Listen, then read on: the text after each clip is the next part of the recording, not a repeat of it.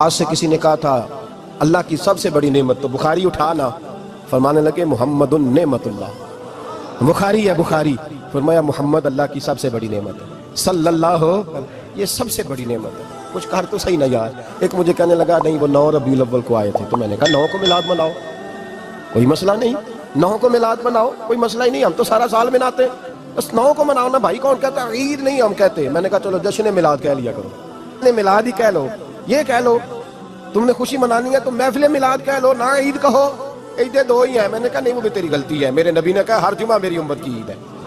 اور قرآن پاک پڑھ، حضرت عیسیٰ کہتے تھے یا اللہ جب تم منو سلوہ نازل کرے گا وہ دن ہمارے لیے عید کا دن ہوگا۔ اور سیاستہ پڑھ، حضرت عمر کہا کرتے تھے جس دن دین مکمل ہوا یوم اکملت لکم، یہ آیتیں نازل ہوئی تو فرمایا وہ دن ہمارے لیے عید کا دن تھا۔ یہودی ہمیں کہتے تھے یہ آیتیں ہم پہ آتی تو ہم عید مناتے، یہ بھی تیری غلطی ہے کہ عیدیں 2 ہی ہیں۔ رب جب بھی کسی کو دید کرائے وہ عید کا ہی دن ہوتا ہے۔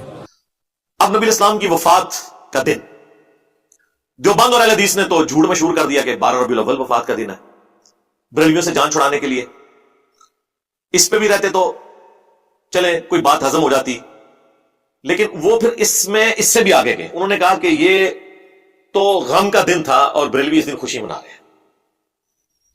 اچھا ادھر تو یہ بات کرتے ہیں، جب ہم 10 محرم کے اوپر آل البیت کا ذکر کریں تو کہتے ہیں نہیں سوگ تو 3 دن ہوتا ہے، غم منانے کی ضرورت ہی نہیں، کسی ایک جگہ دیکھ لو وہ یار۔ تو ایک طرف آپ کہتے ہیں غم منانے کی ضرورت نہیں ہے، دوسری جگہ آپ کہتے ہیں یہ تو غم کا دن ہے، اور وہ عجیب سا ایک بڑا دردناک سا میسج بھی وہ فلوٹ کرواتے ہیں جی کہ اس دن مدینے کی گلیوں میں جو ہے وہ غم کی کیفیت تھی صحابہ کرام پہ، اور یہ دیکھو یہ جھنڈیاں لگا رہے ہیں۔ پہلی بات ہے کہ تمہارے کس بندے نے، کس روحانی ابے نے تمہیں یہ پڑھایا کہ نبی الاسلام 12 ربیع الاول کو فوت ہوئے ہیں؟ یہ دنیا کی کس کتاب میں لکھا ہوا ہے؟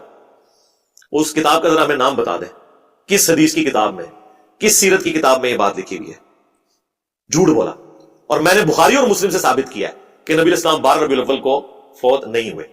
بڑا سمپل سا فارمولہ ہے، میں نے اپنے زمانے بریلویت میں ایک ریسرچ پیپر لکھا تھا، وہ آج بھی ہماری ویب سائٹ پہ ریسرچ پیپر نمبر 12 کے نام سے اپلوڈڈ ہے۔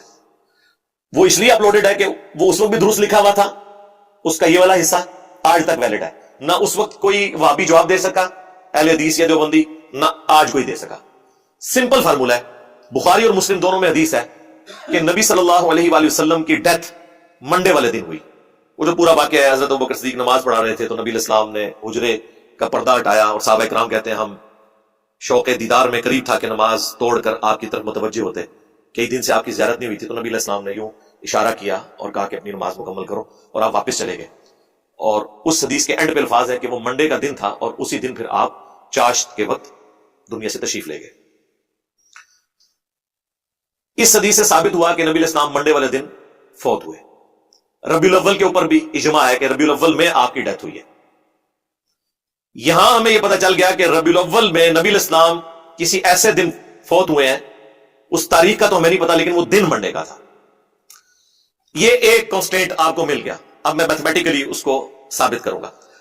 دوسرا کانسٹینٹ جو ہے وہ بھی بخاری اور مسلم ہے کہ سیدنا عمر کے پاس ایک یہودی آگے کہتا ہے کہ آپ کی کتاب میں ایک ایسی آیت ہے کہ ہم یہودیوں پر نازل ہوتی تو ہم اسے عید کا دن بنا لیتے۔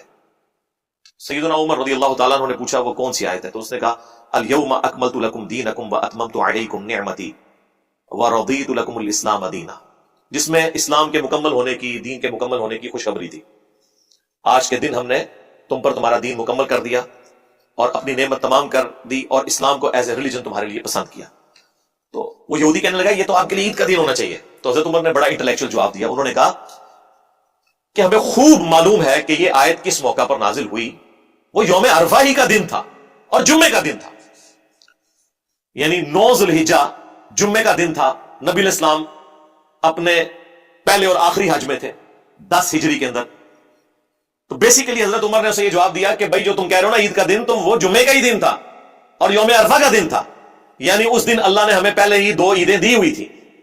اور یہ جو میں فارم بیان کر رہا ہوں نا، یہ سیم الفاظ ابن عباس سے ثابت ہے، جامعہ ترمذی میں حدیث موجود ہے۔ ابن عباس کو جب ایک یہودی آ کے یہی بات کرتا ہے تو وہ جواباً کہتے ہیں کہ اس دن تو اللہ نے ہمیں 2 عیدیں دی ہوئی تھی۔ 2 عیدوں کا لفظ ہے، ایک جمعے کا دن اور ایک یوم عرفہ۔ اچھا اس سے پتا چلا یہ جو عید کے لفظ پہ بھی آپ جھگڑتے ہیں نا کہ جی عیدیں 2 ہی ہوتی ہیں، سرکار 52 عیدیں تو یہ ہو گئی، 52 جمعے تو سال میں آتے ہیں، اور یوم عرفہ 53 लुगत में अगर कोई ईद के लिए ईद मिलादुन नबी कह लेते हैं तो ये कोई झगड़े वाली बात नहीं है। इस्तिलाहन वो भी वही वाली ईद ही मानते हैं, तो नमाज वो ईद उल फित्र और ईद उल अदहा के दिन ही पढ़ते हैं। इस दिन कोई नमाज नहीं हो रही होती, बल्कि कई लोगों ने तो रोजा रखा होता है यार। तो फिर वो इतराज कर रहे होते हैं, अच्छा ईद का दिन है तो आप लोगों ने रोजा क्यों रखा है? वो कहते हैं जी आपको बताते हैं, बुखारी मुस्लिम में हदीस है कि 10 मुहर्रम जो है वो ईद का दिन था यहूदियों के लिए। हजरत मूसा अलैहिस्सलाम को निजात मिली थी तो वो रोजा रखते थे, तो नबी अलैहिस्सलाम ने कहा कि तुम भी रखा करो। तो ईद वाले दिन भी रोजा रखा जा सकता है, बशर्ते कि वो ईद वो वाली ईद हो। हूं तुम मुंह आड़ के बह जाओ, इसलिए छोड़ दो यार। आप लोगों को अंदाजा नहीं है कि इतने आसान मामलात नहीं है कि इनको इस तरीके से टैकल। हाँ, आप अगर अपने फिरके में पूरी जिंदगी रहे और आपको दूसरे के दलाइल का नहीं पता, तो जिस तरह सुन्नियों को पता ही नहीं था कि अहलुल बैत पे क्या उस्ताद टूटी है, वो तो समझ रहे थे ये शिया पागल है जो मातम कर रहे हैं। ठीक है, अब उनका ये हाल है कि वो कहते कि यार ये सामने पिट रहे जे, साढ़े बड़े हम पिटते पे तो सही पिटते पे। जब तक आपको नहीं पता तो आपको तो पता ही नहीं कि प्रॉब्लम क्या खड़ा हुआ है। तो इसलिए यहां पे भी इन इश्यूज को इतना आसान नहीं है। बात वापस आ रहे हैं, तो उस हदीस बुखारी और मुस्लिम की जो मैंने बयान की, उससे पता चला कि नबी अलैहिस्सलाम ने जिस साल हज किया है उस दिन यौम अरफा जुम्मे के दिन आया था, 9 ज़ुल्हिज्जा। तो देखें, 9 ज़ुल्हिज्जा जुम्मे के दिन, उसके बाद ज़ुल्हिज्जा के बाद कौन सा महीना आता है? मुहर्रम, फिर सफर और फिर रबीउल अव्वल। तो बेसिकली तो 3 ही महीने इन्वॉल्व हुए, ये चौथे को भी चले बीच में शामिल कर लें। ये जो 3 महीने हैं ना जिनके चांद देखे गए हैं, वो कौन कौन से हैं? मुहर्रम, सफर और रबीउल अव्वल। ये तीनों महीने 30 के रख लें, तीनों 29 के रख लें। हालांकि 3 इकट्ठे 29 और 30 के नहीं होते। 2 29 1 30, 1 29 2 30, कोई भी कॉम्बिनेशन बना लें और आप गिनना शुरू करें कि 9 ज़ुल्हिज्जा को जुमा था, 10 ज़ुल्हिज्जा को हफ्ता हुआ, यूं करते करते आप रबीउल अव्वल तक जब पहुंचेंगे ना, और चारों जो पॉसिबल आपकी बनती हैं कैलकुलेशंस कह लें या इटरेशंस परफॉर्म जो करनी है वो आप कर लें, तो आप देखेंगे किसी कैलकुलेशन में भी हैरानकुन बात है कि 12 रबीउल अव्वल मंडे वाले दिन नहीं बन रही होगी, या वो जुम्मे वाले दिन बन रही होगी, या वो हफ्ते वाले दिन बन रही होगी, या इतवार को बन रही होगी, मंडे को नहीं बन रही। जबकि बुखारी मुस्लिम से हमें पता चला कि वो मंडे का दिन था, तो इसका मतलब है कि 12 तो नहीं था, इसके अलावा कोई और दिन हो सकता है। यह रिसर्च पेपर मैंने 2001 में लिखा था, आज से 21 साल पहले। लिख के सारे वाबियों को भेजा, चाहे वो अहले हदीस थे, देवबंदी थे, कि इसका जवाब दो। बड़े बड़े मदारिस में लोग लेके गए, एक एक हफ्ता मांगा, लेकिन आज 21 साल गुजर चुके हैं, जवाब नहीं आया। शेख जुबैर लिज़ी साहब से मेरी 2008 में बात हुई तो मुझे कहने लगे मेरे पास भी आया था, तो मैंने कहा आप भी जवाब लिख देते। कहते जवाब क्या लिखते, सही लिखा हुआ था, लेकिन खामोशी इख्तियार कर ली।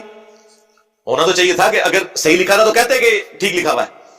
बहरहाल उन्होंने जो अपनी किताब फज़ाइल दुरूद व सलाम जो तर्जुमा किया उन्होंने फदलुस सलाती अला नबी का, काजी इस्माइल की किताब का, उसके एंड पे उन्होंने नबी इस्लाम की ना मुख्तसर सी सीरत 2 सफ़ात के ऊपर लिखी है। उस पे एंड पे उन्होंने लिखा है कि नबी इस्लाम 11 हिजरी में मंडे के दिन रबीउल अव्वल में फौत हुए।